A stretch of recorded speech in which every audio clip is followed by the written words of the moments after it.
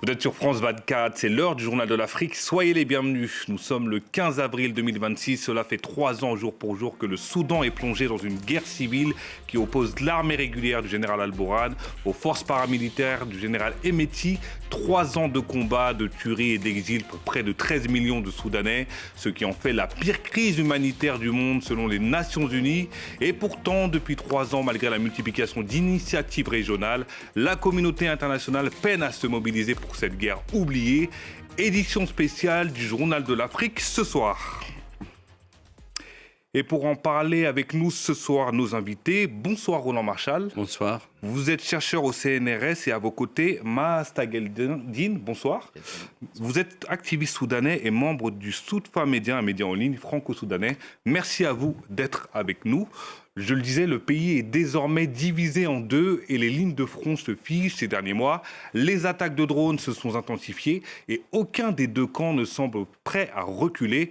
On écoute le point de notre correspondante régionale Élodie Cousin et je vous ferai ensuite réagir. Si aucun des 18 États qui composent le Soudan n'est épargné, les violences se concentrent désormais principalement au Darfour et au Kordofan. Les combats entre l'armée et les forces de soutien rapide y sont quotidiens, les bombardements réguliers, notamment à l'aide de frappes de drones. Dans la ville d'El Obeid, l'un des nouveaux épicentres du conflit, les FSR et l'armée se disputent le contrôle des villes alentours avec des avancées et des reculs constants. La guerre, qui entre dans sa 4e année, semble malgré tout s'enliser et il n'y a aucune volonté de faire la paix de la part des belligérants. Un nouveau front s'est toutefois ouvert à l'est du pays. Les forces de soutien rapide y sont soutenues par l'Éthiopie, un nouvel acteur dans ce conflit. Un soutien logistique avec la livraison de pick-up équipés de mitrailleuses ou encore l'usage d'un camp d'entraînement qui se situe sur le territoire éthiopien. Alors évidemment, les premières victimes de ce conflit sont les civils. En l'espace de 3 ans, le bilan est extrêmement lourd. Des centaines de milliers de Soudanais sont morts, des centaines de milliers d'autres sont victimes de crimes de guerre, d'exécutions, de nettoyage ethnique ou encore de violences sexuelles. Les massacres d'El Génina et d'El Facher attribués au FSR fin 2025 comptent parmi les pires violences du conflit à ce jour. Les Nations Unies estiment qu'au moins 6000 personnes ont été tuées en 3 jours lors de la prise d'El Facher et soupçonnent un génocide. Et désormais, les civils sont également victimes des attaques de drones. Au cours des 3 premiers mois de 2026, près de 700 civils ont déjà été tués par des attaques de drones au Soudan. Roland Marchal, sur le terrain, on a la capitale Khartoum aux mains de l'armée régulière. On a El Facher dans le Darfour aux mains des FSR. Aujourd'hui, la ligne de front est au Kordofan. Il y a une crainte que le pays soit divisé en deux. Est-ce que ce n'est pas déjà le cas, au moins virtuellement ? Virtuellement, oui. Si vous voulez, la question qui va être posée, notamment si l'aide humanitaire arrive en quantité importante, c'est il va falloir discuter avec les groupes armés pour avoir l'autorisation de distribuer cette aide. Et d'une façon totalement involontaire, mais obligée, on va consolider en fait les deux camps et donner sans doute beaucoup plus de relief et de réalité à la division qui existe aujourd'hui, qui est, quand on regarde de près, franchement très, très superficielle, puisque on sait qu'au Darfour, des zones sont contrôlées par des groupes armés qui ne relèvent ni de l'un ni de l'autre. On sait que évidemment, les FSR contrôlent le Darfour, mais elles ne le contrôlent pas réellement totalement, etc., qu'il y a encore des poches de l'armée et des groupes alliés à l'armée. Et de la même façon, le Kordofan, c'est également une situation en peau de tigre. Donc, il va falloir regarder très, très précisément ce qui se passe au Nil Bleu, dans la région du Nil Bleu. Avec évidemment cette crainte que l'Éthiopie puisse jouer demain un rôle beaucoup plus important dans la guerre civile, comme un rôle que l'Égypte joue aujourd'hui ou que l'Érythrée joue aujourd'hui. Maasta Geldine, je rappelle que vous êtes activiste soudanais et membre du média en ligne franco-soudanais Soudfa Média. Comment la population tente de survivre entre les deux camps? Que vous disent vos contacts sur place? Alors, la population vivre difficilement cette situation de guerre. Donc, ça fait 3 ans que cette guerre, elle dure. Aujourd'hui, l'armée soudanaise a réussi à récupérer la ville de Khartoum et d'autres, qui est la capitale. Il y a un certain nombre de Soudanais qui étaient déplacés dans d'autres villes ou qui étaient réfugiés en Égypte. Au Tchad aussi. Au Tchad, enfin, ceux qui sont au Tchad, ils ne sont pas rentrés.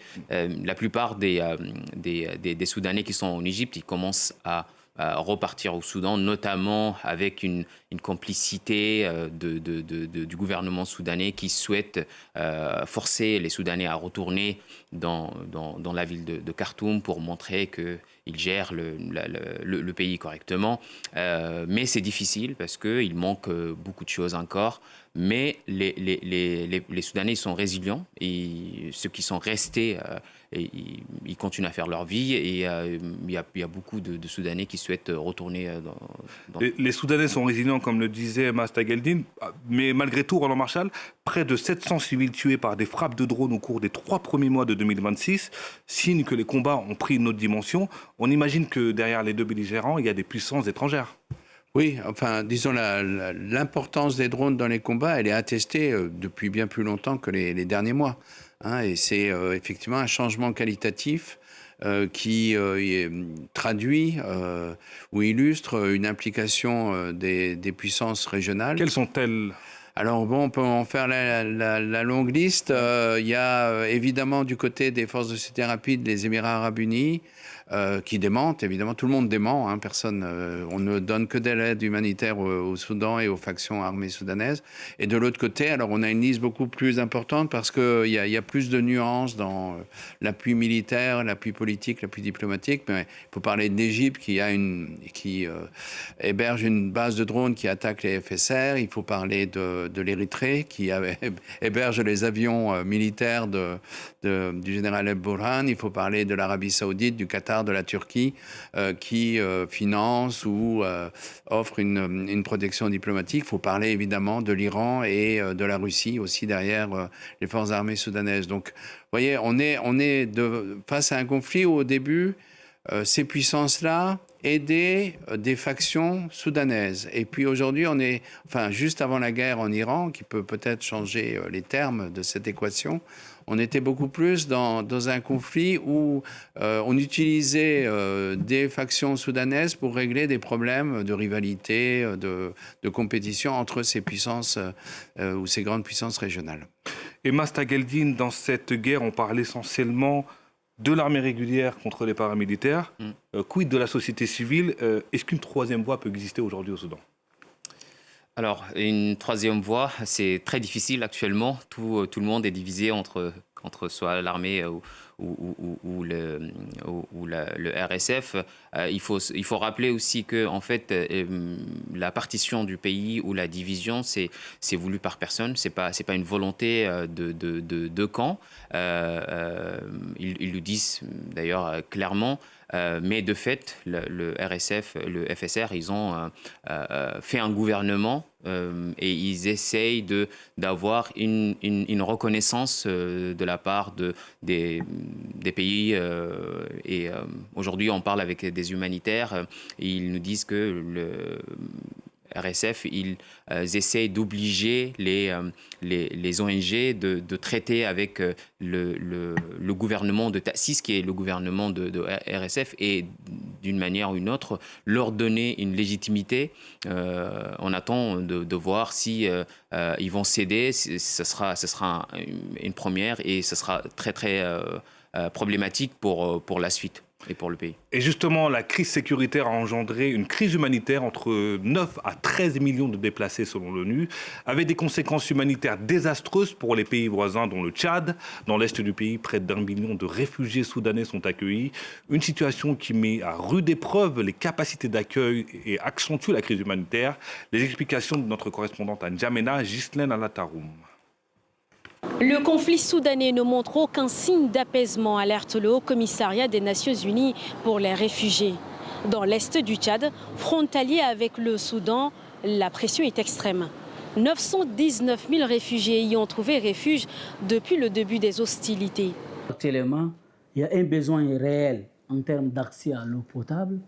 Il y a un besoin également en termes de protection parce que sur les 243 000 réfugiés dont j'ai parlé, qui sont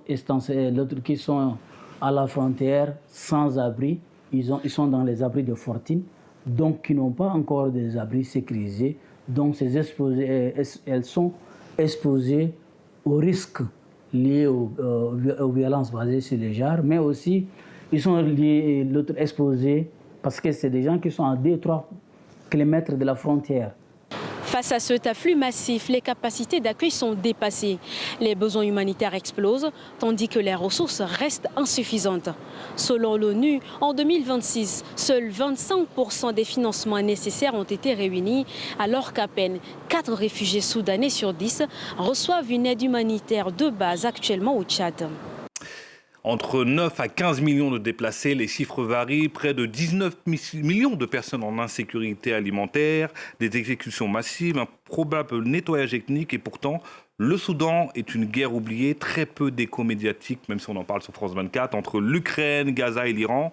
La communauté internationale qui s'est réunie ce mercredi à Berlin, où elle espère récolter plus d'1 milliard de dollars, semble indifférente face à cette guerre. Masta Galdin. Oui, je pense que les Occidentaux, ils se trompent en permanence et ils continuent à faire les mêmes erreurs. Je ne critique pas le fait de récolter de l'argent pour apporter de soutien humanitaire, mais quand on voit qui invite dans cette conférence, on se rend compte qu'on invite toujours les mêmes personnes, des personnalités qui sont problématiques, qui sont contestées par les Soudanais même, et des personnalités qui sont proches de l'Occident, qui ont gouverné le Soudan pendant une période de transition. Pendant 2 années, ils ont gouverné avec l'armée et le RSF. Pendant 2 ans, ils ont commis, ils ont fait absolument n'importe quoi. Ils ont donc bafoué tous les fondamentaux de la révolution de 2019. Et aujourd'hui, on les présente comme des représentants pour les Soudanais. Donc qui les présente comme ça? On les invite d'une manière directe et on n'invite que eux. Et, en sachant leur passé que vous décrivez? Que je décrive et que tout le monde le sait. Ils ont pas de légitimité. Les personnalités politiques de Soumoud, ils avaient trahi la rue, la révolution, et on les présente comme des représentants des Soudanais. Donc cette conférence est contestée par un très grand nombre de Soudanais. Aujourd'hui, il y a des Soudanais de la diaspora en Europe qui ont fait le voyage pour aller à Berlin. Et ils ont fait un sit-in devant le ministère des Affaires étrangères allemand pour montrer leur mécontentement et leur désaccord dans ça. Donc je pense que si on veut trouver une solution, la solution, elle ne va pas être que humanitaire. C'est bien d'aider, de récolter de l'argent, d'essayer de travailler avec le RSF ou l'armée soudanaise pour passer l'aide humanitaire, mais la solution est politique avant tout, pour ne pas continuer à rester dans ce cercle vicieux. On donne de l'argent pour aider, la guerre continue, les belligérants, ils arrivent à trouver des armes à droite et à gauche, et la guerre, elle continue. Il faut trouver une alternative pour faire participer les Soudanais eux-mêmes dans ça. Et justement, Roland Marchal, la communauté internationale assure ne pas se désintéresser du sort du Soudan, mais les efforts diplomatiques menés par le Quad, États-Unis, Arabie Saoudite, Émirats arabes unis et Égypte ont jusqu'à présent échoué.